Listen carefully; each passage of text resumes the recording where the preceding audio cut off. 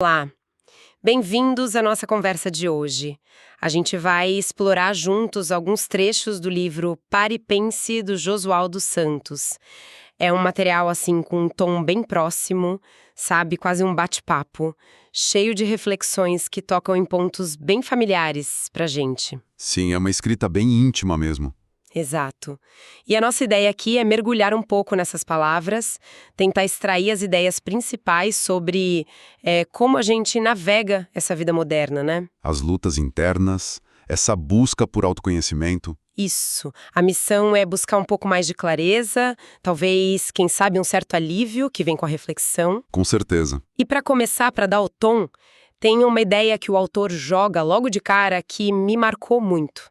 Ele diz: não existe manual, não existe linha reta. E se você sentir que está se atrasando, saiba que o tempo que você precisa é o tempo certo. Forte isso, né? Vamos desempacotar um pouco essa frase. Nossa, é um começo poderoso mesmo. Já quebra uma expectativa enorme. Totalmente. E já estabelece um tom de acolhimento, não acha? Parece que valida na hora aquela sensação de sobrecarga. Sim, aquela coisa de a vida anda puxando mais do que empurrando, como ele diz. Exatamente. Ou aquele sentimento de estar sozinho no meio da multidão, que pega às vezes. Pega mesmo. E ele resume bem: a vida não é uma competição, é um caminho. E aí vem o ponto. Às vezes, o passo mais corajoso é parar. Parar. Isso é contraintuitivo para muita gente. Muito. É quase uma permissão explícita, né? Um convite para cuidar da gente. Cuida de você como você cuidaria de alguém que ama muito. Essa frase é fundamental. Autocuidado real. E outra coisa, não precisa se culpar por não estar sorrindo o tempo todo. Nossa, ouvir isso parece libertador. É libertador. E o interessante é como essa ideia de parar, como você disse, vai totalmente contra a maré, né? Contra essa cultura da produtividade não stop. Parar virou quase um ato de rebeldia. Mas por que é tão difícil, né? Por que a gente tem essa dificuldade imensa em só pausar? Boa pergunta. Talvez porque a gente internaliza que movimento constante é valor. É sucesso. Exatamente. E aí a análise dele sobre o tempo certo ser individual é crucial. Não corra para alcançar ninguém, corra para se encontrar. Isso mudou foco, né? Tira da comparação externa, que é uma fonte gigante de ansiedade, e traz para dentro, para a jornada interna. Faz todo sentido. Essa pressão de fora é muito real, muito constante. Mas, na prática, como é que alguém começa a internalizar essa ideia? Do tempo certo de cada um. Quando tudo em volta parece gritar o contrário, sabe? Como dar esse passo real de se encontrar e não de ficar olhando para o lado? É um desafio, claro, não é simples. Mas eu acho que começa com a autocompaixão. O texto fala disso, mesmo que indiretamente, com a beleza nos dias nublados. É reconhecer a própria humanidade, que tem dias bons, dias ruins, momentos de pique e momentos de exaustão. Entendi. Não é negar a realidade, então. De jeito nenhum. Não é negar as responsabilidades, mas é introduzir pequenas pausas, conscientes, momentos de respiro e principalmente questionar: essa pressa é minha mesmo ou veio de fora? Tô correndo atrás do quê, afinal? Só refletir sobre isso já ajuda a achar o próprio ritmo. A permissão para parar não é desistir, né? É recalibrar, é escolher o próximo passo com consciência, no seu tempo. É quase uma redefinição de coragem. Gostei disso. Coragem não só em seguir, mas em saber parar para poder seguir melhor. E essa jornada para dentro, para achar o ritmo, muitas vezes leva a gente a encarar o que a gente evita, né? Tipo, o silêncio. Ah, o silêncio. O autor descreve isso de um jeito muito vivo. A gente corre do silêncio como quem corre de um quarto escuro. Acha que lá dentro tem um monstro, mas na maioria das vezes tem só um espelho. Nossa, Essa imagem do espelho é forte. muito forte. Ele até menciona aquele gesto automático, né? Pegar o celular enquanto espera o micro-ondas.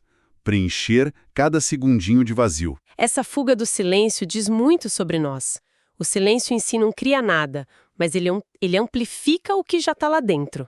Tipo o quê? As necessidades não atendidas que a gente ignora, os medos que a gente tenta abafar com barulho, as perguntas importantes que ficam sem resposta. Como o autor diz, o silêncio é um teste, deixe espaço para que as respostas apareçam. É nesse espaço, que muitas vezes é desconfortável mesmo, que a introspecção de verdade pode rolar. Sem sentido, sem as distrações, o que sobra? O que vem à tona? É aí que o espelho aparece. Exato. Isso conecta com outra metáfora que ele usa que eu achei ótima, a da mente como um quarto bagunçado. Tem dias que parece que sua mente é um quarto que você não arrumar há semanas. Nossa, quem nunca se sentiu assim? Pensamento para todo lado. Totalmente. Uma imagem muito real. E a beleza está na normalização que ela traz, porque logo depois ele diz: a bagunça não te define, ela só diz que você é humano.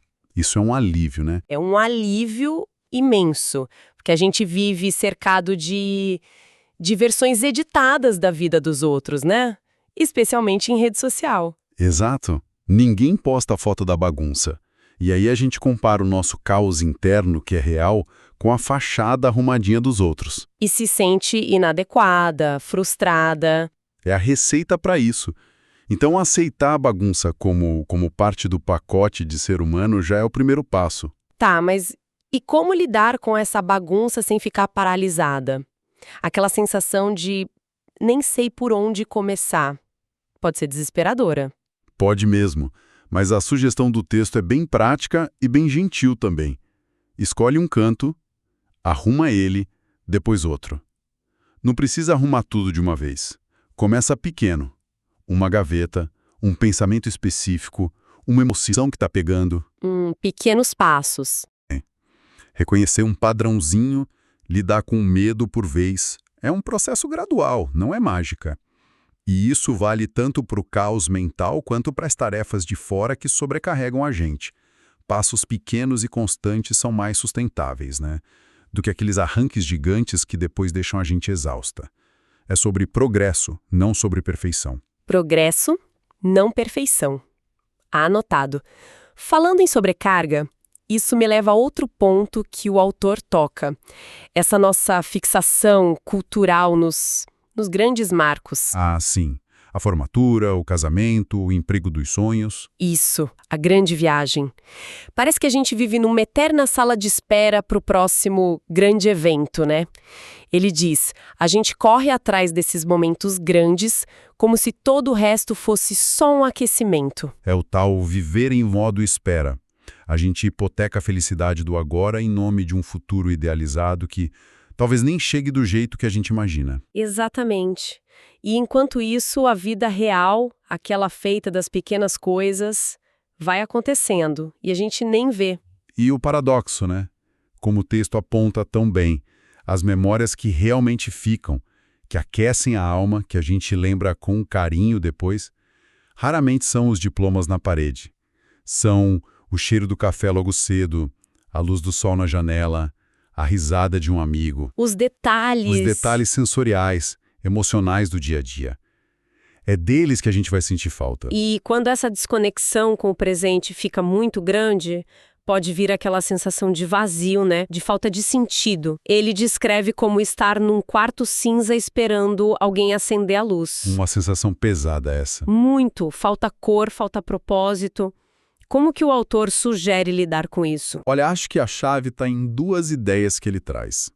Primeiro, reconhecer que essa sensação de vazio muitas vezes é alimentada pela pressão de fora, pela comparação. Aquele cronômetro invisível que ele menciona, dizendo onde a gente deveria estar, o que deveria sentir. Desafiar essa narrativa externa já ajuda um bocado. Tirar esse peso do deveria. Exato. E segundo, que talvez seja o mais importante, reinterpretar a falta de sentido. A frase, talvez o sentido não esteja pronto porque ele ainda está sendo construído, é muito potente. Poderosa mesmo. Ela transforma a ausência de um propósito claro de uma falha pessoal para um processo. Algo em andamento. Gosto muito dessa ideia. O sentido sendo construído. Tira um peso, né? Não é que eu falhei em achar, é que ele está em construção. E como a gente participa ativamente dessa construção, então, como colore esses dias cinzas que ele falou? Através de pequenas ações, intencionais, que reconectam a gente com o presente, com a gente mesma. O texto sugere coisas simples, tipo trocar o caminho de casa. Coisas pequenas mesmo. Pequenas, mas que quebram a rotina. Ouvir uma música nova. São gestos que abrem espaço para o novo, para a surpresa. Não precisa ser nada grandioso. É sobre injetar pequenas doses de atenção, de curiosidade no dia a dia. Observar algo que nunca tinha notado, provar um sabor diferente, ter uma conversa um pouquinho mais real. É nesses pequenos atos de presença, de engajamento, que o cinza começa a ganhar cor, sabe?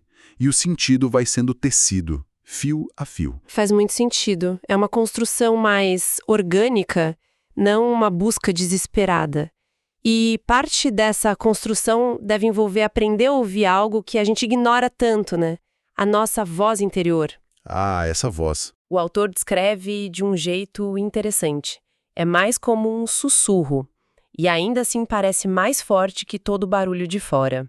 Mas é tão fácil abafar esse sussurro, né? Nossa, extremamente fácil. A gente vive num mundo ensurdecedor. Não só de barulho externo, mas de opinião, de expectativa, de você tem que, você devia. Aprender a discernir esse sussurro interno no meio disso tudo exige prática, intenção. E é crucial, porque, como o texto diz, no fundo, ninguém conhece você melhor que você. Verdade. Essa voz interna, essa intuição, ela carrega uma sabedoria sobre o que a gente precisa, nossos limites, nossos desejos, que nenhuma fonte externa consegue dar igual. Ignorar isso sempre tem um custo. E esse custo seria aquele peso invisível que ele descreve, aquele cansaço que não passa dormindo, aquela culpa meio vaga, aquele medo sem nome. Eu acredito que sim. A imagem de estar carregando um saco de cimento que não larga nunca é muito gráfica. De onde vem esse peso na sua leitura? Olha, eu acho que esse peso é a soma de muita coisa, sabe? Das expectativas que não foram cumpridas nossas e dos outros, das emoções que a gente não processou, dos limites que a gente não colocou, das verdades que a gente não disse pra gente mesmo.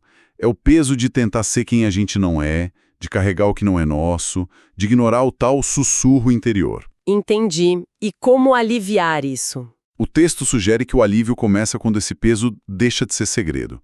O peso fica mais leve quando ele deixa de ser segredo. Só nomear o que a gente está sentindo, sabe? Reconhecer o fardo, mesmo que só pra gente, já diminui um pouco a carga. Nomear para aliviar.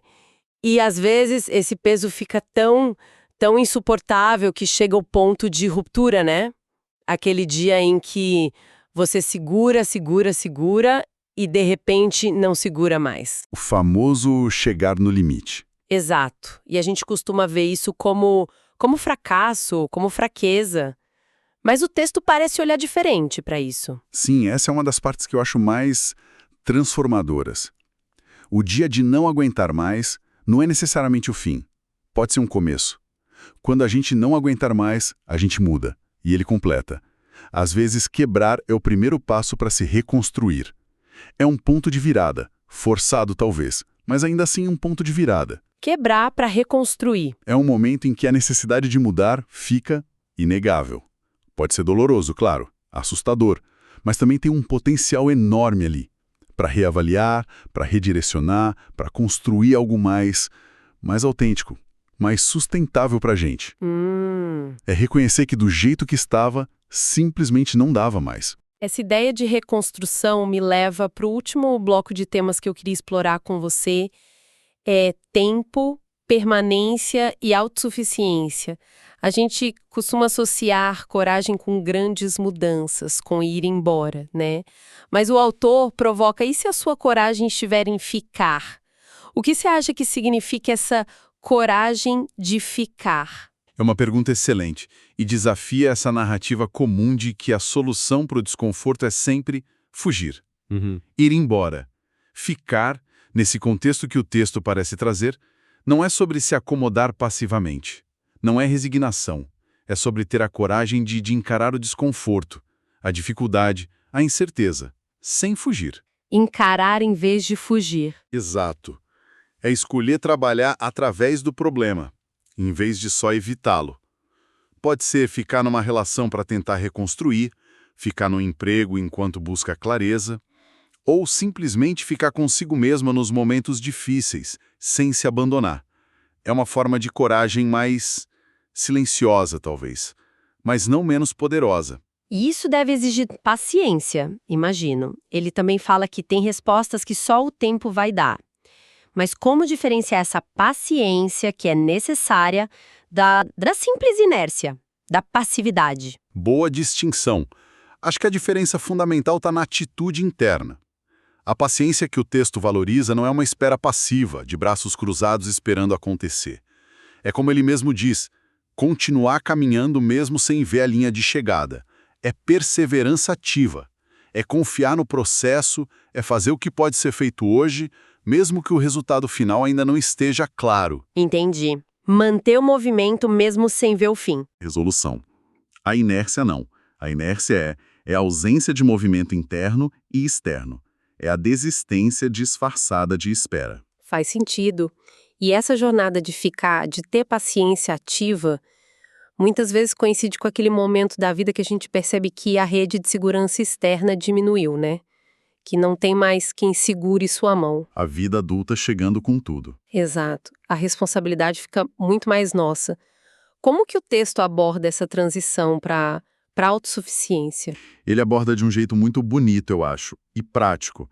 Trata-se de aprender a se tornar para si mesmo aquele adulto cuidador que, talvez, a gente tenha buscado fora por muito tempo. É sobre oferecer a si mesma o consolo, o apoio, o cuidado que a gente precisa. Você pode preparar seu próprio café com carinho, se dar descanso, se falar palavras boas. Pequenos gestos de autocuidado. Exatamente. Gestos de autocompaixão e autorresponsabilidade. Isso não quer dizer que a gente não precise mais dos outros, claro que não. Mas que a gente desenvolve uma capacidade interna de se nutrir, de se sustentar emocionalmente. E o ponto-chave, que me pareceu muito realista, é que esse adulto autossuficiente não precisa ser perfeito, né? De forma alguma. A meta não é a perfeição, nem a invencibilidade. A meta é a presença.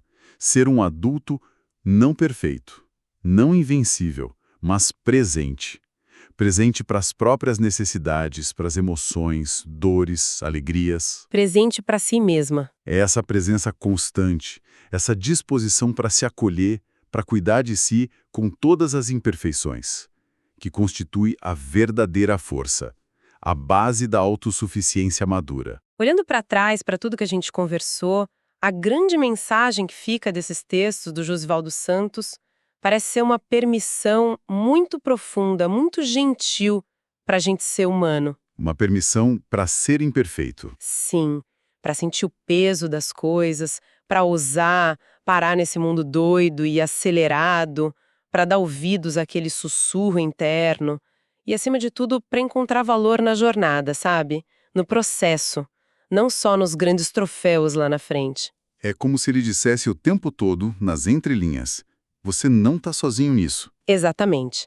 E ele encerra o prefácio com um desejo tão simples, mas tão poderoso.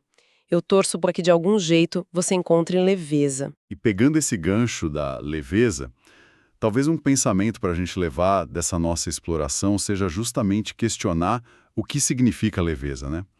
Será que ela vem da ausência total de peso, de caos, de silêncio incômodo?